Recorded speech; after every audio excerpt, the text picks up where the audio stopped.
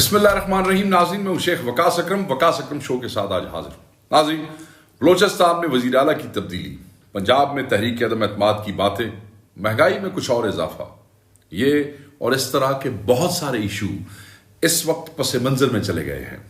اس لیے کہ ان سب ایشوز سے بھی بڑا ایشو تحریک لبیک کا اسلام آباد مارچ ہے، جو سادوکی سے آگے بڑھ کر گجرانوالہ پہنچ چکا ہے. سرکاری وزیر مشیر اپنی ڈفلی، اپنی راہ کے فارمولے کے مطابق طرح طرح کی بیان بازیاں کر رہے ہیں. ماضی میں جلاؤ گھراؤ کے نعرے لگانے والے آج کے وزیر داخلہ کہتے ہیں اس تنظیم کو عالمی سطح پر ایک عسکریت پسند تنظیم قرار دیا جا سکتا ہے. شیخ رشید صاحب سے پوچھنا یہ ہے کہ وہ عالمی سطح کی بات بتا رہے ہیں یا ڈرا رہے ہیں.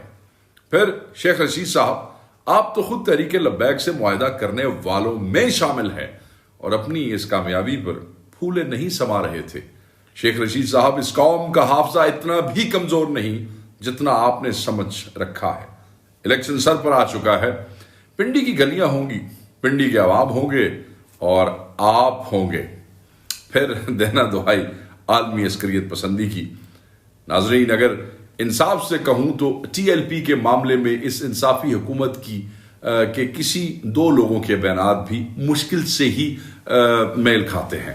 ایک سینیٹر کہتا ہے معاہدے پر جن وزیروں نے دستخط کیے ہیں ان کو پکڑا جائے، وزیر اعظم سے سوال نہ کیا جائے. دوسرا وزیر کہتا ہے کہ وزیر اعظم کو تو اس معاہدے کا علم ہی نہیں تھا. جہاں تک وزیر اعظم سے نہ پوچھنے کی بات ہے تو کل تک یہی وزیر اعظم قوم کو بتا رہے ہیں کہ حضرت عمر سے عام آدمی بھی پوچھ سکتا تھا کہ یہ کرتا کہاں سے آیا، مگر اب سمجھایا جا رہا ہے کہ وزیر اعظم سے نہ پوچھا جائے. کیوں نہ پوچھا جائے بھائی؟ اگر پاکستان کے معاملات کا ذمہ دار پاکستان کا وزیر اعظم نہیں ہے تو کیا انڈیا کا وزیر اعظم ہے؟ کیا خراب ہوتی صورتحال کا جواب مودی کو دینا ہے؟ کیا مودی کے وزیروں نے معاہدے پر دستخط کیے تھے جو عمران خان صاحب سے نہ پوچھا جائے؟ 30 سال ہو گئے سنتے سنتے کہ ورلڈ کپ عمران خان نے جیتا. کیا عمران خان اکیلے میچ کھیل رہے تھے؟ یقیناً ایسا نہیں تھا، مگر کامیابی کا سارا کریڈٹ اس لیے ان کو ملا کہ وہ کپتان تھے. اب خیر سے وہی کپتان وزیر اعظم ہے تو اب یہ کپتان اپنی حکومت کی ناکامی کا بوجھ خود ہی اٹھائے گا. میٹھا میٹھا ہپ ہپ اور کڑوا کڑوا تو کی پالیسی سیاست میں نہیں چلتی، اس لیے معاملہ دوسروں پر ڈال کر جان چھڑانے کی کوشش نہ کرے. آج ایک ٹاک شو میں مجھے صداقت عباسی نے کہا کہ اس وقت معاہدے پہ دستخط ہم نے صرف لوگوں کو اٹھانے کے لیے کیے تھے. ناظرین، اب ان موصول کی بات کر لیں جو کہہ رہے ہیں کہ عمران خان کو اس معاہدے کا پتہ ہی نہیں تھا. اگر عمران خان کو نہیں پتا تھا کہ فیض آباد پر کون بیٹھا ہے، کیا مطالبہ لے کر بیٹھا ہے، کیوں بیٹھا ہے اور ان کے بیٹھنے والوں میں سے کون معاہدہ کر رہا ہے، کیا معاہدہ کر رہا ہے، تو یہ عمران خان کا فیلئر ہے، یہ ناکامی ہے عمران خان کی. ان کے چلے جانے کے لیے تو یہی ایک بات کافی ہے کہ انہیں پتہ ہی نہیں کہ کیا معاہدہ ہوا تھا. ناظرین، اب پی ٹی آئی کے پوسٹر بوائے کی سنیں. یہ صاحب ہیں اسد عمر، ان کا نام ہے اسد عمر. اپوزیشن میں تھے تو لگتا تھا کہ ان سے بڑا ماہر معاشیات کوئی نہیں ہے، سٹار پلیئر، مگر جب وزارت خزانہ ملی تو معیشت کا وہ حال کیا کہ خدا کی پناہ. ٹی ایل پی کے خلاف بیان داغنے کا موقع انہوں نے بھی نہیں چھوڑا. سنیں اور غور سے سنیں، موصوف کا فرمانا ہے کہ کالعدم ٹی ایل پی کی بیرونی مدد کے شواہد موجود ہیں. شرم آنی چاہیے ایسی باتیں کرتے ہوئے، آپ تو بڑے سمجھدار پڑھے لکھے آدمی گنے جاتے تھے. ہر وزیر و مشیر کی یہی کوشش ہے کہ مخالفین پر بیرونی امداد کا الزام لگاؤ اور جان چھڑاؤ. میں یہاں اسد عمر کے اس بیان پر دو باتیں کہوں گا. پہلی یہ کہ ٹی ایل پی پر بیرونی امداد کی بات وہ صاحب کر رہے ہیں جنہیں امریکہ سے پاکستان لوٹنے پر یہ بھی نہیں پتا تھا کہ ان کی وزارت چلی گئی ہے، یاد ہے نا دونوں، مگر انہیں یہ پتا ہے کہ ٹی ایل پی کے خلاف بیرونی امداد کے ثبوت موجود ہیں. شیئر ہوئے ہوں گے نا.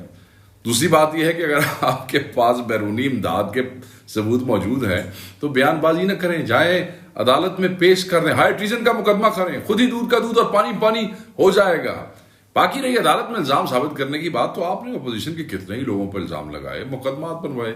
کسی کو ہیروئن کیس میں اندر کیا، کسی پر اسپورٹس کمپلیکس میں بدعنوانی کا کیس بنایا، کسی کو ایل این جی کے معاملے میں پکڑا.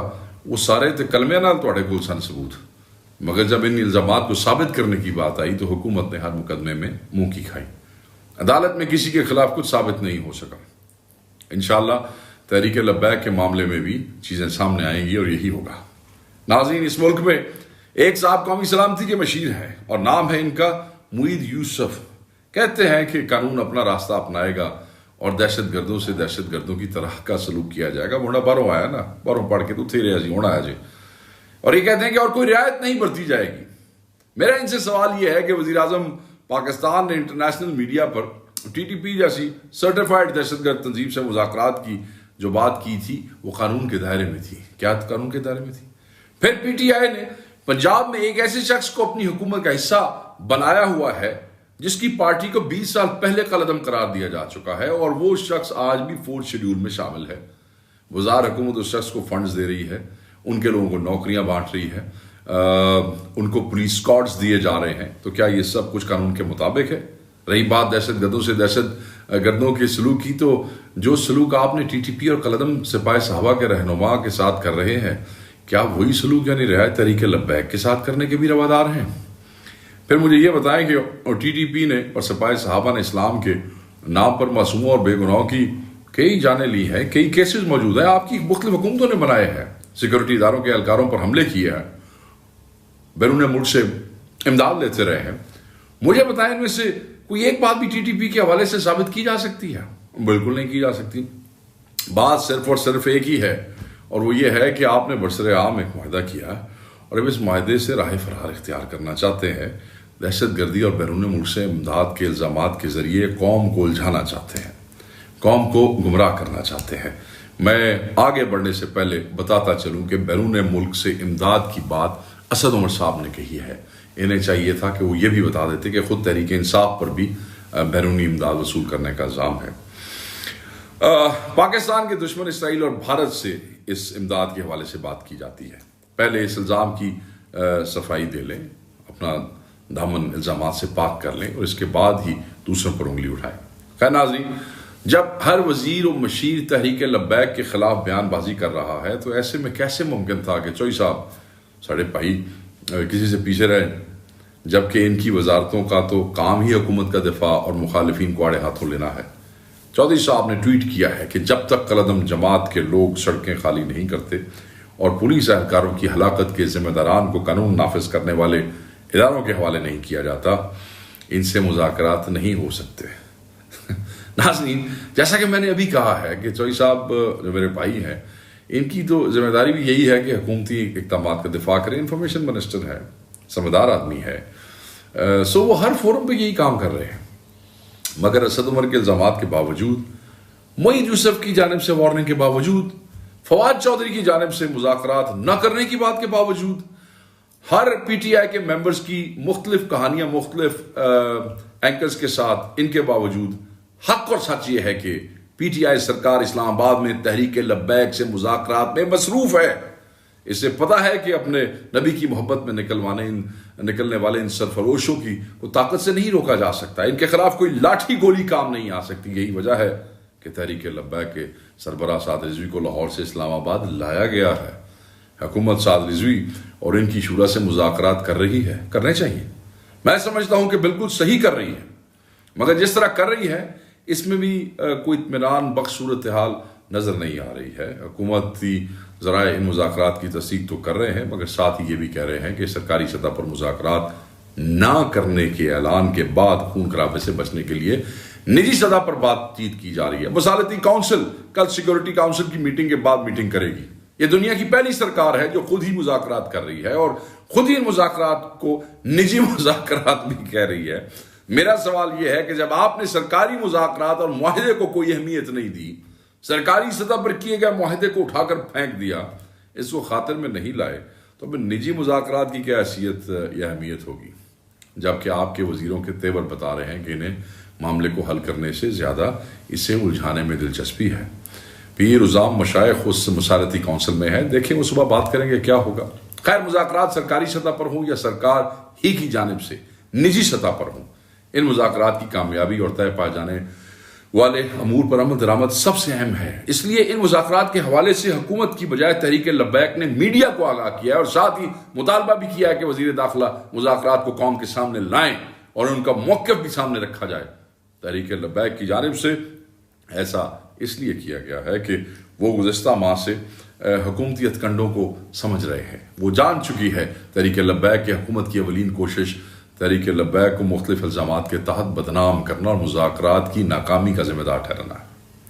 ناظرین، میں اپنی اس گفتگو کے اختتام پر پیمرا کی جانب سے ٹی ایل پی کی کوریج پر پابندی کے حوالے سے کوئی رائے نہیں دینا چاہتا۔ میں ٹی ایل پی کی سوشل میڈیا ٹیم کے خلاف کریک ڈاؤن کی بھی بات نہیں کرتا۔ میں حکومت کی جانب سے رینجرز کو اسلحے کے استعمال کی اجازت پر بھی کوئی تبصرہ نہیں کرنا چاہتا۔ میں اس پر بھی بات نہیں کرنا چاہتا کہ حکومت نے لاہور سے اسلام آباد تک اہم سڑکوں کو کھود کر اور ان پر کنٹینرز کھڑے کر کے انہیں میدان جنگ میں بدل دیا۔ میں صرف مذاکرات کی کامیابی کی بات کرتا ہوں، اس لیے کہ اگر یہ کامیاب ہوئے، ان پر خوش دلی اور نیک نیتی سے عمل ہو گیا تو پھر کوئی مسئلہ نہیں رہے گا۔ آخری اطلاعات تک وزیر داخلہ کا کہنا ہے کہ اب تک بات نہیں بنی۔ جمعہ اور ہفتہ کو ان کی تنظیم کی قیادت سے دوبارہ بات چیت ہوگی۔ رب کریم سے دعا ہے میرا اور آپ کا ملک ہے کہ یہ مذاکرات جلد اپنے منطقی انجام تک پہنچے اور دونوں طرف سے عاشقان رسول جو ہے وہ خیریت سے رہے، گرفتار شدگان رہا ہوں، مقدمات واپس ہوں اور جو کچھ طے کیا جائے اس پر خوش دلی سے عمل درآمد ہو۔ ناظرین، اسی کے ساتھ ہی اجازت دیجیے۔ اللہ حافظ۔